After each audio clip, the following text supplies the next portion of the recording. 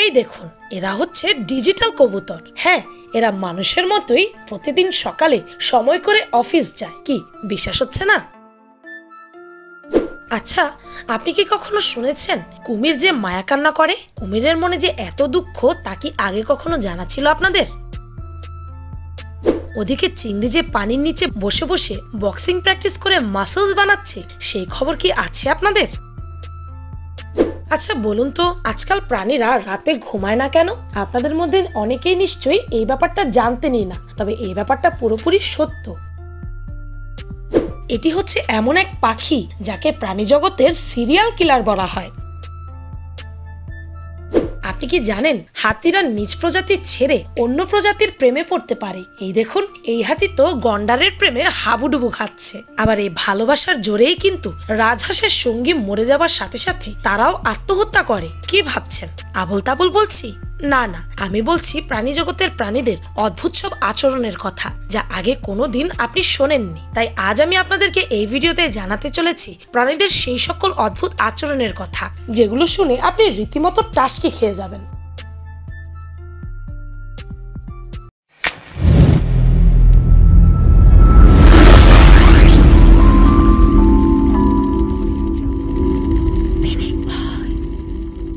Number 1, digital কবুতর।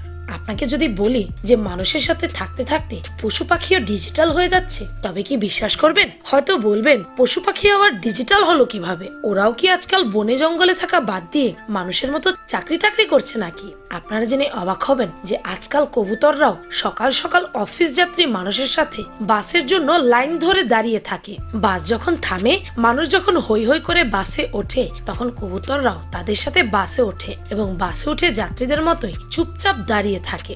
এরপর যখন তাদের নামার সময় হয়, তখন তারা ঠিক সেই স্থানেই নেমে যায় যে স্থানে তাদের নামার কথা। কবুতরগুলোকে ফলো করলে দেখা যায় তারা যেখানে নেমে যায় সেখানে তাদের প্রচুর খাদ্যের ব্যবস্থা রয়েছে, আর তারা এজন্যই প্রতিদিন খাদ্য সংগ্রহের জন্য বাসে বা ট্রেনে করে এক স্থান থেকে অন্য স্থানে যায়। লন্ডনের একটি স্থানে এই ঘটনাটি ঘটেছে। লন্ডনের এই কবুতরগুলো তাদের খাদ্য সংগ্রহের জন্য প্রতিদিন বাস ব্যবহার করে। ভাবা যায় তারা কতটা আপডেটেড হয়ে গেছে। নাম্বার 2, প্রাণীরা রাতে ঘুমায় না কেন? ট্যানজানিয়াতে কয়েকজন পশুবিজ্ঞানী গিয়েছিলেন প্রাণীদের অদ্ভুত আচরণগুলোকে ঝোপঝাড়ের আড়াল থেকে ক্যামেরা বন্দি করতে, কিন্তু তারা কিছুদিন ঝোপের আড়াল থেকে ক্যামেরা নিয়ে বসে রইলেন, কিন্তু কোনো প্রাণীদের দেখা পেলেন না। এরকম একই রকমের ঘটনা ঘটলো মোজাম্বিয়াতেও, যেখানে কিনা হাতিরা থাকে। সেখানে হাতিগুলো গায়েব হয়ে যেতে লাগলো, এমনকি নেপালের বাঘও কোথায় যেন উধাও হয়ে গেল।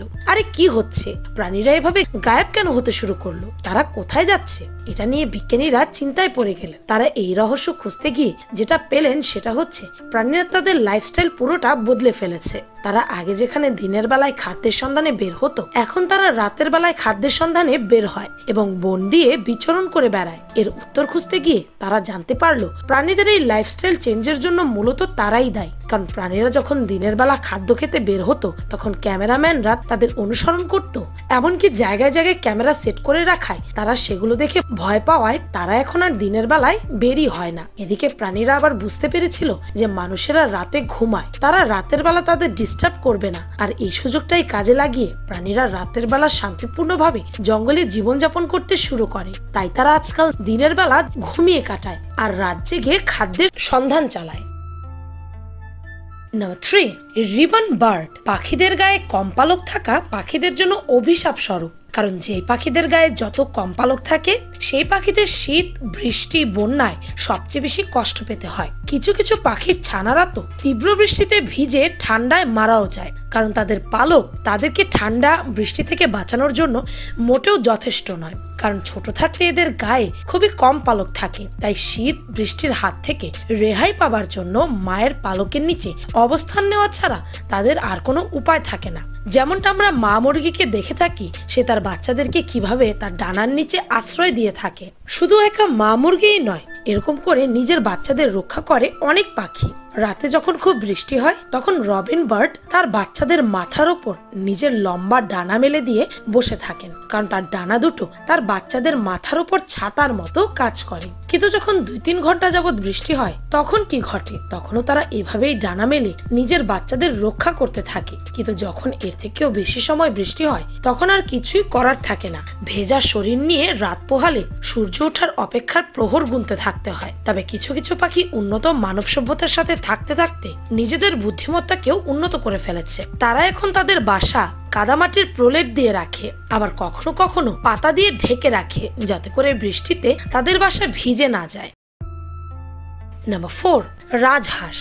রাজহাঁস এমন একটি প্রাণী যাকে আমরা সবাই চিনি। সারা দুনিয়ায় যে কত প্রজাতির রাজহাঁস আছে তার কোনো হিসেব নেই। এরা রঙে বর্ণে বিভিন্ন রকমের হয়ে থাকে। এই রাজহাঁসগুলোকে সবসময় দেখবেন তারা বাচ্চা নিয়ে ঘুরে, সবসময় বাচ্চাদের প্রতি খুবই যত্নশীল থাকে। এই রাজহাঁসেরা কেবল তাদের বাচ্চাদেরই নয়, বরং তাদের সঙ্গীদেরকেও ভীষণ ভালোবাসে। কখনো যদি পানির কাছে গিয়ে এদের খেয়াল করেন তবে দেখবেন এরা এদের সঙ্গীর সাথে কত রকমের ভালোবাসার প্রকাশ ঘটান। এরা সঙ্গীদের মাথার সাথে মাথা লাগিয়ে লাভ সাইন তৈরি করে, কখনো কখনো ঘুরে ঘুরে নৃত্য করে, আরো কত কি। এরা এদের সঙ্গীকে এতটাই ভালোবাসে যে যদি কখনো কোনো কারণে এদের সঙ্গী মারা যায় তাহলে তারা নিজেরাও আত্মহত্যা করে, আর অন্য কোনো সঙ্গীর কথা কখনো চিন্তাও করতে পারে না। তারা অনেক সময় রাস্তায় চলে আসে গাড়ির নিচে পড়ে আত্মহত্যা করার জন্য।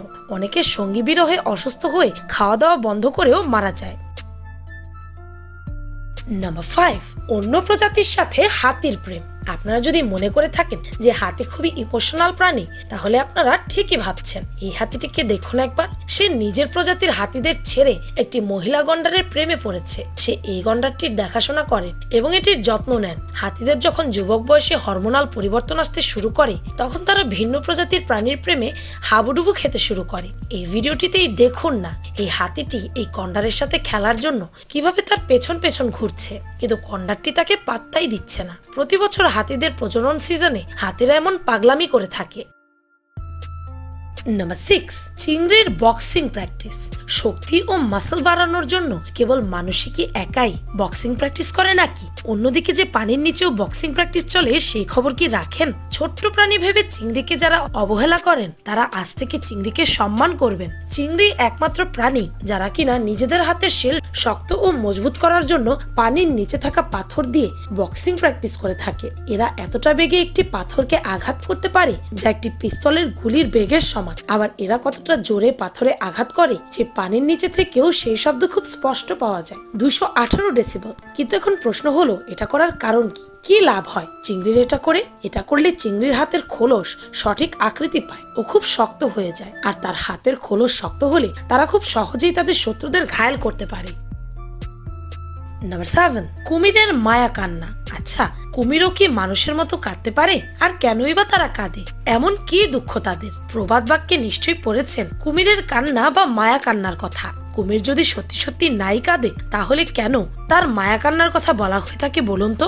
আচ্ছা, আমিই বলছি। অন্য সকল প্রাণী যে কোনো একটি শ্রেণীর মধ্যে পড়লেও কুমির ব্যতিক্রমধর্মী প্রাণীদের মধ্যে একটি, যেটি একই সাথে 2টি শ্রেণীতে পড়ে। এটি সরীসৃপ এবং উভচর প্রাণীদের মধ্যে পড়ে। এটি জলে এবং স্থলে উভয় জায়গায় বসবাস করে। এটি যখন স্থলে বাস করে অথবা চলাচল করে তখন এটি সরীসৃপ প্রজাতির মধ্যে পড়ে বৈশিষ্ট্য অনুযায়ী। আবার এটি যখন জলে বাস করে তখন এটি উভচরের মধ্যে পড়ে। কুমির আসলে কাঁদতে পারে না। খাবার খাওয়ার সময় কুমির প্রচন্ড বাতাস গ্রহণ করে থাকে যা তার চোখে অবস্থিত কান্না উৎপন্নকারী গ্রন্থিকে সক্রিয় করে তোলে। এর কারণে তার চোখ দিয়ে পানি বের হয়। এই গ্রন্থির কারণে মানুষেরও কান্না হয়। এই গ্রন্থি নিষ্ক্রিয় হয়ে গেলে মানুষ কাঁদতে পারবে না। পরিশেষে এটা বলা যায় যে কুমির প্রকৃতপক্ষে কাঁদে না। অতিরিক্ত বাতাস গ্রহণের জন্যই কুমিরের চোখ দিয়ে পানি বের হয়, আর তাই এদের কান্নাকে মায়া কান্না বলা হয়ে থাকে। Number 8, shrike bird. এই কিউট পাখিটিকে দেখতে যতটা কিউট মনে হচ্ছে তার এই কিউট চেহারার পেছনে ঠিক ততটাই ভয়ঙ্কর চেহারা লুকিয়ে আছে। এই পাখিটিকে সিরিয়াল কিলার পাখিও বলা হয়ে থাকে, কারণ এই পাখিটির হাত থেকে কোনো প্রাণী বাঁচতে পারে না। এটি যে কোনো পোকামাকড়, ছোট পাখি, ইঁদুরকে ধরে এনে সূচালো কাটার মতো প্রাণীটিকে গেঁথে রাখে। সূচালো কাটা প্রাণীটির বুক দিয়ে ঢুকিয়ে রেখে দিলে সেই প্রাণীটির মৃত্যু ঘটে, আর এরপর সেই প্রাণীটিকে খেতে শুরু করে দেয়। এই পাখিটি যে সবসময় খাবার খাওয়ার জন্য এমনটা করে থাকে বিষয়টা তেমন নয়। এরা খাবার ছাড়াও প্রাণী শিকার করে থাকে এবং একটি গাছের কাঁটার মধ্যে প্রাণীগুলোকে গেঁথে গেঁথে শোপিসের মতো সাজিয়ে রাখে। পাখিটি যেন এভাবে একের পর এক প্রাণী হত্যা করে পৈশাচিক আনন্দ পায়। নাম্বার 9, সমুদ্র গাভী। ম্যানাটিস বা সমুদ্রধেনু হলো বিলুপ্তপ্রায় একটি সামুদ্রিক স্তন্যপায়ী প্রাণী। মালয় ভাষায় এর নামের অর্থ হচ্ছে সমুদ্রের ভদ্র মহিলা এবং এর আরেক আঞ্চলিক নাম সমুদ্রের গাভী। এরা দেখতে অনেক মোটা সোটা হয়। এদের দেখা যায় ভারত মহাসাগর অঞ্চল থেকে প্রশান্ত মহাসাগরের পশ্চিম অংশ পর্যন্ত অঞ্চলে। এরা ভেজিটেরিয়ান এবং সারা জীবনই সমুদ্রেই অতিবাহিত করে। এই প্রাণীদের মধ্যে সবসময় একটি অদ্ভুত আচরণ লক্ষ্য করা যায়, আর সেটি হলো এরা যখন পানির নিচে চলাফেরা করে তখন তারা তাদের পাদের সাহায্যে চলাফেরা করে। সমুদ্রের তলদেশের সামনের দিকে ভেসে এগিয়ে যাবার জন্য তাদের পা তাদেরকে চলতে সাহায্য করে। এই প্রাণীগুলোকে যদি কাছ থেকে খেয়াল করেন তাহলে দেখতে পাবেন এর পশ্চাৎ অংশ থেকে সবসময় বাবল বা ফোটকার ন্যায় বুদবুদ বের হতে থাকে। এটি আসলে তার পাত। এই প্রাণীরা খুব ভারী এবং স্বাস্থ্যবান হয়ে থাকে, যার দরুন এরা প্রচুর পরিমাণে খাবার খায়। ধরতে গেলে সারাদিনই খেতে থাকে এরা। আর এদের খাদ্য হিসেবে রয়েছে পানির নিচের ছোট ছোট গাছপাতা, শাক জাতীয় উদ্ভিদ ইত্যাদি। আর এগুলো প্রচুর পরিমাণে খাওয়ার জন্য তাদের পেটে প্রচুর পরিমাণে গ্যাস উৎপন্ন হয়, যার দরুন তাদের এই গ্যাস ছাড়তে হয়, যার কারণে এদের পশ্চাৎদেশ হতে সবসময় বাবল বের হতেই থাকে। তবে ভাগ্য ভালো যে পানির নিচের পাদের গন্ধ পাওয়া যায় না, অন্যথায় কি যে হতো কে জানে। Number 10, Newman vamp. এই প্রাণীটিকে দেখুন, এটির মধ্যে একটি রাজকীয় ভাব আছে, তাই না?